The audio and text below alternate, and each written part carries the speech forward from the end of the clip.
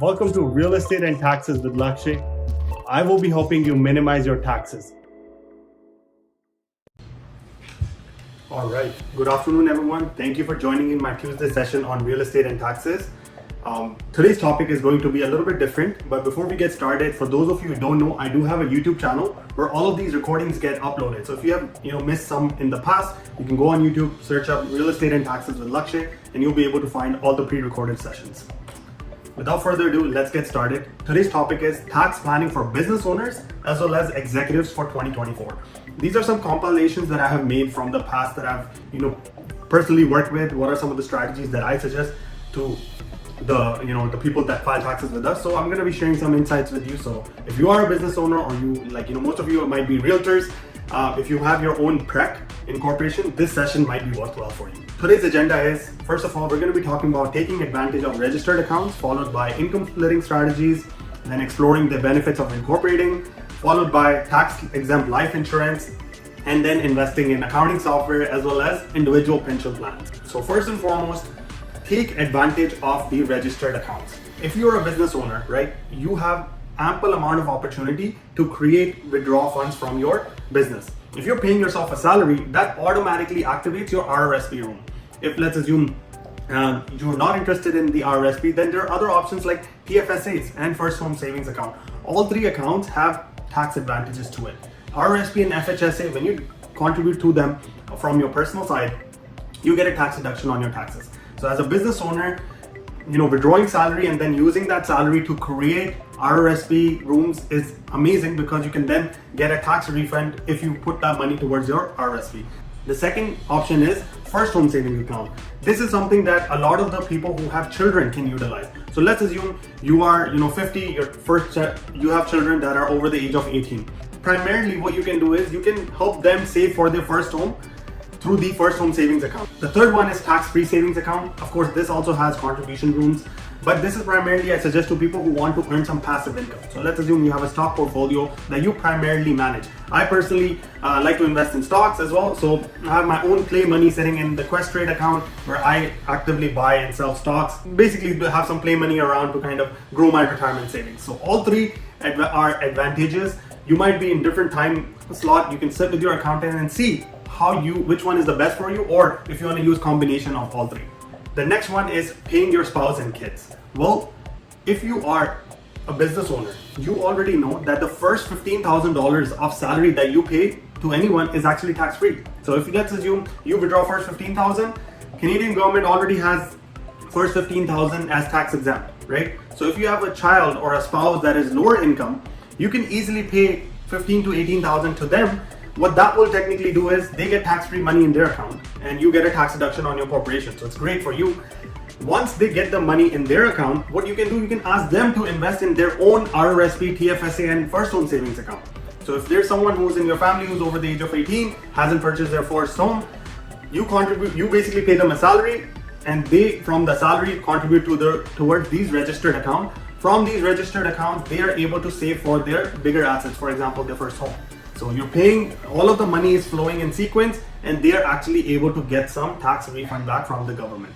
So great room there too.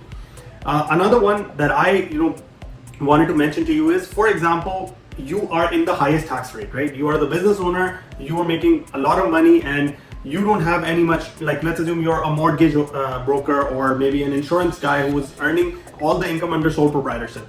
Now, if you were to invest this money into real estate, into second mortgages or anything, you're going to earn more passive income. When you earn more passive income, your tax bracket will continuously go up.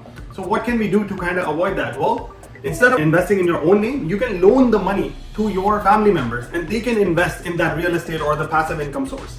This way, they pay you interest, which is fixed, which could be, right now it's 5% with the government of Canada. They pay you interest, but any gain that they make on the money that was invested, it could be 30% return, 20% return. That doesn't come back to you. It does not get added to your income. This strategy is technically called basically loaning money to the family members and then investing under their name. So all of the major portion of the income gets added to their personal taxes, whereas you only get a small fee, which is the interest income on an annual basis. So again, good way of using your money without paying a lot of taxes if you are a business executive or a business owner. The third thing I wanted to highlight today was setting up corporation. We already know that corporations are subject to lower taxes than sole proprietorship. Usually, if you are in the sole proprietorship model, as you make more money, you pay more taxes. This can be as high as 50% if you are over $220,000 worth of income. Why would you want to pay that? So I suggest incorporating. Setting up an incorporation, whether it be for your operating corporation, whether it be for your holding corporation for rental income, is a great way to minimize and structure your taxes. One of the added benefits of setting up corporation is you can technically be legally protected against any of the mishaps that's happening. For example, you are part of a real estate deal where the customer now is not happy with the services and they are trying to sue you. If you're operating under your personal name, they can go after you and your personal assets. Whereas if you're under corporation, which is a separate legal entity, all of the risk is against the corporation and not under your personal name and your personal home. So that is again a good example of setting up a corporation. Not only does it allow you to pay lower taxes, but it also allows you creditor protection, legal liability protection, which could be very costly if you were involved in something like that. Fourth thing I've wanted to mention today was automating receipt capture and storage. Now CRA is auditing a lot of people. So people who think that just having a credit card statement and no receipts are gonna let them get by, unfortunately the answer is no. You will need to make sure to capture all of the receipts and store them, because if they ask for proof, you will need to supply them. What is my solution? Well, look into some sort of an accounting software. The one that I am suggesting is QuickBooks Online. They have an app where you can take a picture of the receipt and it automatically fetches information. So let's assume it was office supplies from Staples. It will automatically create an invoice or a bill that was in the receipt, and you can edit it and basically save it. This will allow you to technically, be audit proof, and in future you don't want any problems. So QuickBooks Online is a great way to keep your documentation, your receipts all in one place and make your accountant's life easier during the tax season. The next one I wanted to suggest is something called a tax planning technique, which is through life insurance. A lot of the time people are in a business where they have significant amount. So let's assume you have earned 500,000 and you're a service business, so there was no inventory, there were no big capital expenditures, you only had salaries to pay, and you're left with maybe 200,000 at the end of the year. If you continue to do that for every year, where you're making $300,000 expenses, 200,000 of net income, you cannot technically withdraw all of it, because then you'll be taxed again. So whenever you withdraw from a corporation, it gets added to your personal income. How can you basically use that money without paying too much of taxes? Well, the idea is to buy a life insurance through your corporation. Now you must be wondering, why would I suggest a life insurance? Well, in your scenario, insurance will technically become your asset. If in this scenario, Lisa has a professional corporation and she bought a $900,000 whole life insurance policy with a $400,000 cash value. Because it has a cash value and Lisa wanted to, let's assume, invest money, she can go back to the bank, show this insurance policy and get a loan against the insurance policy. Which means the cash value portion in this scenario of a $900,000 policy was $400,000, so she can get $400,000 from the bank and invest further tax-free. This is the primary reason why I'm suggesting to buy insurance policies under your business. Why? Because the cash value component significantly unlocks a big chunk of money which you can go to the bank for and then withdraw against and basically, make some money out of it. The next and the final one that I wanted to mention today is something called individual pension plan. This technically is only for people who are withdrawing over $150,000 from their corporation as part of their employment income. So it's for people who are a little bit more middle-aged, around 40, and have an incorporated company that has been running for quite a few years.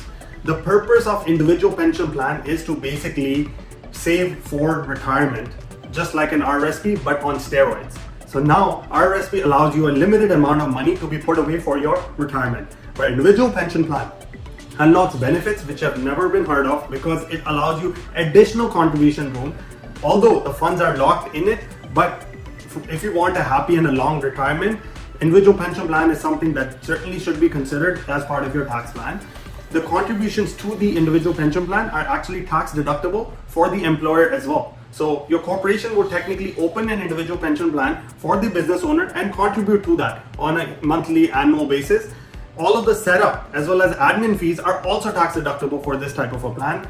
The best part is assets are protected against creditors inside the individual pension plan. And if you wanted to further transfer funds to other family members, your family members can also be added to the IPP, provided they were working for your company as well. So again, this is a more costlier plan to set up. It's for a little bit more high income earners, but it's a great tool for someone who wants to, save more for their retirement besides the RRSP and take advantage of tax plans that tax deferred or tax shelters that are available in Canada. This wraps up today's presentation. Thanks once again for joining in. Really appreciate everyone's time. We're going to touch base again next Tuesday at 2 p.m. See you then. Thank you.